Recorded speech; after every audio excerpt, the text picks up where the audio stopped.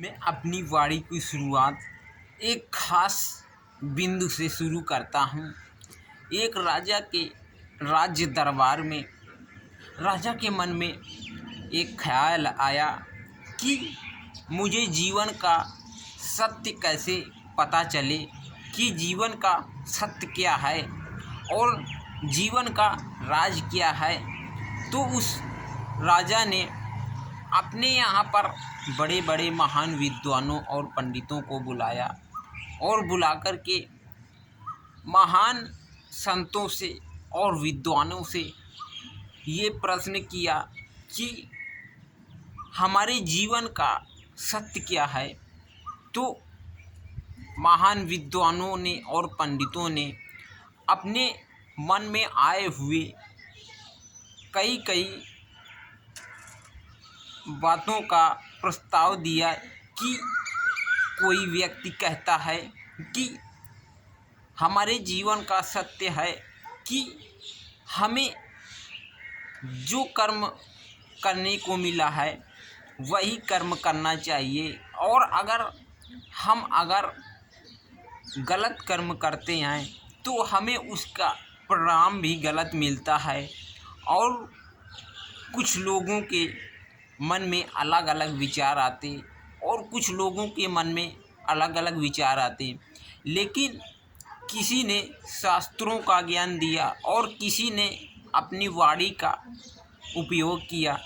तो राजा ने सोचा कि मुझे शास्त्रों का ज्ञान क्यों दे रहे हो, मैं तो शास्त्रों का ज्ञान किताबों से भी पढ़ लूँगा और पढ़ चुका हूँ। मुझे कोई ऐसा ज्ञान दो जो मैं अभी तक मेरे कानों में जिस ज्ञान की आवाज़ ही नहीं आई है। तो राजा के यहाँ पर जो लोग ठहरे हुए थे, तो उस राजा के यहाँ पर उस राजा का कोई भी उत्तर नहीं दे पाया।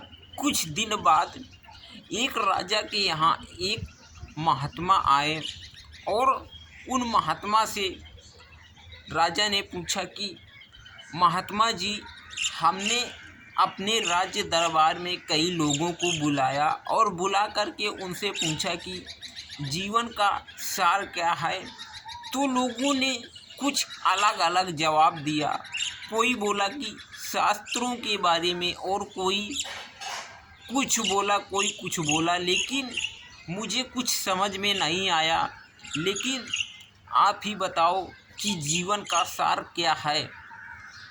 तो उस महात्मा ने बताया कि मैं जब अपने गुरु के यहाँ था तो मेरे गुरु 90 वर्ष के थे, और मैंने भी अपने गुरु से यही प्रश्न किया था कि गुरुदेव, जीवन का सार क्या है।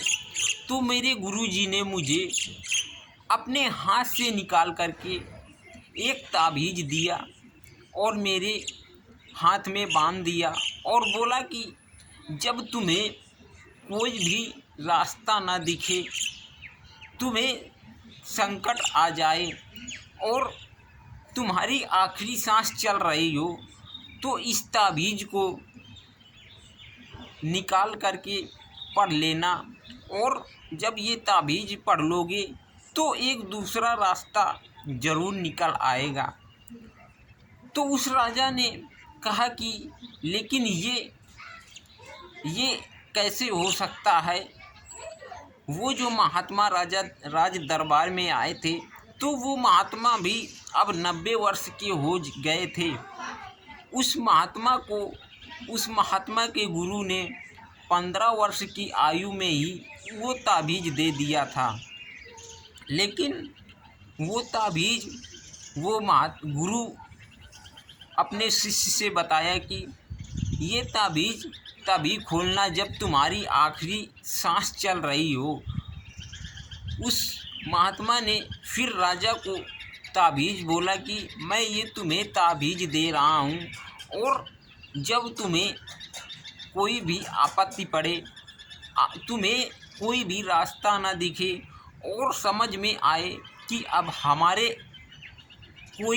हमारी कोई रास्ता नहीं है, अब हमें क्या करना चाहिए, तो तुम्हारे मन में कोई भी विचार आए और तुम्हारा मन किसी भी कार्य में मन ना लगे, और जब तुम्हें आखिरी रास्ता कुछ ना दिखे, तो ये ताबीज़ तुम निकाल करके पढ़ लेना। इसके ताबीज़ के अंदर एक छोटा सा कागज़ है और उसमें सारी बात लिखी है, उसे निकाल करके तुम पढ़ लेना। मैं तुम्हारे हाथ में ये ताबीज़ बांध रहा हूँ। और महात्मा राजा के हाथ में वो ताबीज़ बांध दिया। जब महात्मा ने राजा के हाथ में ताबीज़ बांध दिया, तो बगल वाले गांव के राजा उस राजा के ऊपर हमला कर दिया और राजा घोड़े में सवार होकर के भागने लगे, और दूसरे राज्य के सैनिक उनका पीछा कर लिया। तभी भागते भागते जब रास्ता आखिरी हो गई, आगे नदी थी, तो राजा के मन में कुछ नहीं आ रहा था, क्योंकि आगे नदी थी और वो घोड़ा भी अब आगे नहीं बढ़ रहा था। घोड़ा पानी में जाने से डरता था, क्योंकि घोड़े के सामने मौत थी। तभी राजा ने उस ताबीज़ को निकाला और उस ताबीज़ से एक कागज़ का चिट्ठा निकाला। उसमें लिखा था कि जैसे वो पल ठहर गया है, सही हो गया है, अब उसी प्रकार से ये भी पल आपका निकल जाएगा और सही हो जाएगा। और राजा के मन में फिर शांति आई और राजा फिर पीछे मुड़ के देखते हैं कि अब यहाँ पर कोई सैनिक नहीं आ रहे हैं।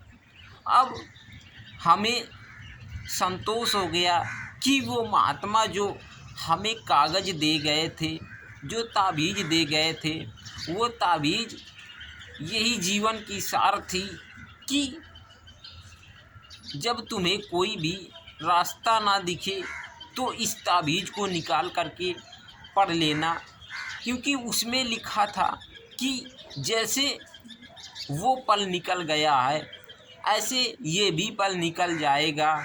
क्योंकि जब मैं अपने यहाँ पर राजा था, राज दरबार में बैठता था, वो पल कितना सुंदर था, वो पल निकल गया और आज मैं मौत की मुँह में खड़ा हूँ, तो मेरा ये भी पल निकल जाएगा। और फिर राजा वहाँ से वापस आ गए अपने राज्य दरबार में, और राजा को बहुत सीख मिली कि वो महात्मा हमारे हाथ में जो ताबीज़ बांध कर के गए थे, अगर वो ताबीज़ हमारे हाथ में महात्मा बांध के नहीं जाते तो शायद हम जिंदा नहीं बचते, क्योंकि हम नदी में गिर जाते। और हमने जब उस ताबीज़ को निकाला तो मुझे जीवन का सार याद आ गया और मैं वहीं पर ठहर गया। तो इसी तरह हमारा जैसे संकट का पल निकल गया, एक दिन खुशी का दिन आता है तो एक दिन दुखी का दिन आता है। जैसे हमारा खुशी का दिन पल बीत जाता है, उसी तरह हमारा दुखी का दिन भी निकल जाएगा। और जैसे खुशियाँ निकल गई हैं, वैसे हमारी हर एक दुखों का सामना भी निकल जाएगा, क्योंकि जीवन का सार यही है कि मनुष्य का हर एक पल निकल जाता है।